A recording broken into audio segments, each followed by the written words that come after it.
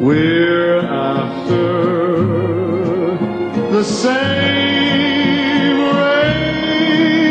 rainbow's end, waiting round the bend, my huckleberry friend. The greatest danger to our nation is radical Muslim jihadists living amongst us and around the world.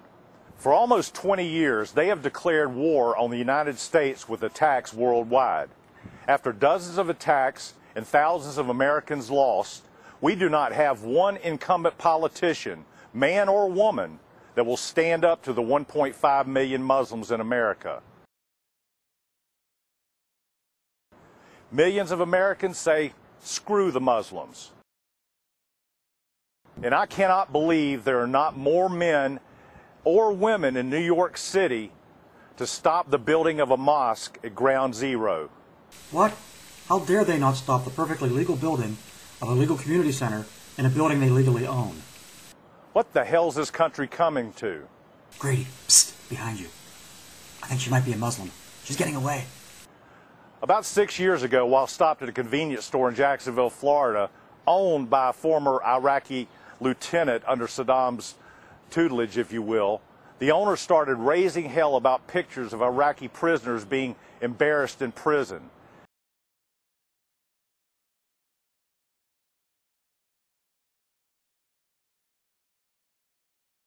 He went on to say that if al-Sistani, a leading Iraqi cleric, were to call for a jihad, that he and others in America would be obligated to carry out acts of war on American soil.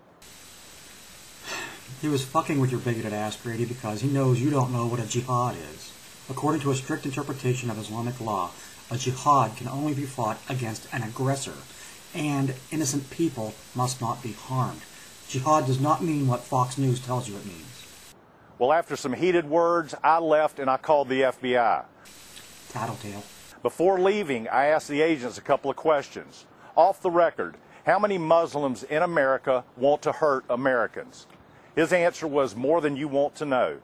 Well, that's certainly specific. And it doesn't sound at all like he was just telling you what you want to hear. I then asked, how can I do my part as an individual? He said, stop trading at Muslim convenience stores because they use those stores as cash machines to fund terrorism around the world. No! Not my Slim Jim money! And as he left, he thanked me for the call. I bet he doesn't do that every day. To everyone who calls about the suspicious cab driver, motel owner, or bearded guy. I would encourage each and every one of you to pay attention out there. If you see young Middle Eastern men, 19, 18 to 30 years old, pay attention to their behavior.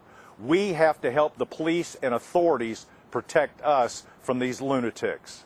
And I encourage you, if you see a group of middle-aged white guys wearing idiotic t-shirts about speaking English only or the right to carry guns, observe their behavior, especially near polling places or government buildings. We have to help the mental health authorities to protect us from these lunatics. They should not be able to serve in the military. Immigration should stop all Muslims from coming to this country until they round up the tens of thousands that have overstayed their visas. Well, that's true. There actually is a problem with visa overstays. And because of that, in 2003, the INS was split into two groups, with a new group called the ICE put in charge of the overstays. But because of pressure from Tea Party lunatics, more money is spent on checking border crossings than is doled out for ICE. In fact, ICE gets about 7.5 times less. And all Muslim prisoners should be tried in Guantanamo Bay, Cuba. Tried how? We on the left would love it if they would be tried. In fact, that's our issue. But there's no system in place for them to be tried, dumbass. Death should be given to all convicted as enemies of the United States. All those convicted? David Hicks was convicted. He was in Gitmo and he was convicted. You know what he was convicted of? Being bin Laden's chauffeur. So you want the death penalty for driving. The Muslim population should be kept at around 2 million people. Muslims come from many parts of the world, and every year thousands of American-born citizens convert to Islam, Brady. You want to keep the Muslim population at 2 million, but that number is completely meaningless. It's a religion, not an ethnicity, you fatuous blowhard. Nobody can even say for sure how many Muslims we have in country today. Muslim clerics calling for jihad or Muslims, period, calling for jihad should be deported immediately. You keep using the word. I don't think it means what you think it means. Most Americans do not like most Muslims. And the reason is, in part, their backward-ass society, the way they treat women, and so forth. That's a terrible thing to say about most Americans. Oh, wait, you were talking about the Muslims. But we especially don't like the fact that no one politician in America will stand up to CAIR. That's C-A-I-R, the Council on American Islamic Relations. What? Nobody will stand up to an organization with the following mission statement? CAIR's mission is to enhance understanding of Islam, encourage dialogue, protect civil liberties, empower American Muslims, and build coalitions that promote justice and mutual understanding. Inconceivable! Inconceivable! Inconceivable! Or to any of the radical imams preaching death to America. On behalf of the more than 60 million plus conservative sportsmen and women, we'd like to let you know we are gun owners. Squeeze it. Put your tongue back in your mouth.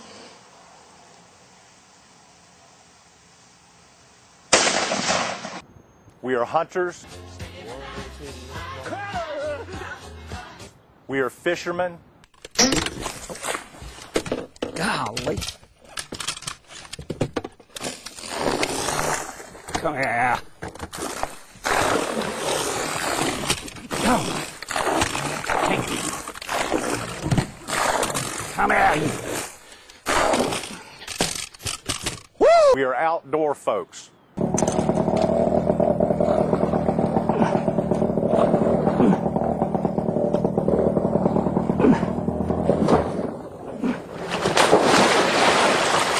We love this country and all the men, women, and children of legal American citizens. Except the Muslim ones, apparently. We will fight for them with everything we have. And knowing that jihadists are cowards when it comes to wearing a uniform in a time of war, we're going to help them out by wearing our peaceful but prepared as a uniform to rallies and elections coming up. So this whole thing was just one long ad for T-shirts? Carrying our legal weapons, either concealed or non-concealed. Muslims in the United States need to understand there are millions of us that know your intentions, and we know that politicians are afraid of you. So please be advised, we, the conservative sportsmen and women, are not afraid of you. They aren't afraid. Remember that part. We will run your asses out of this country, if we have to, one by one. We will not live in fear of the next attack at a high school football game or a shopping center.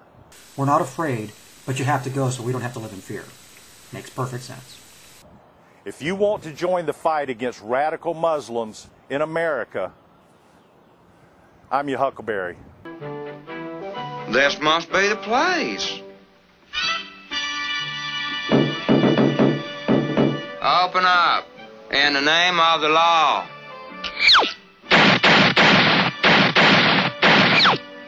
No use trying to be nice. I'm a coming in after you anyhow.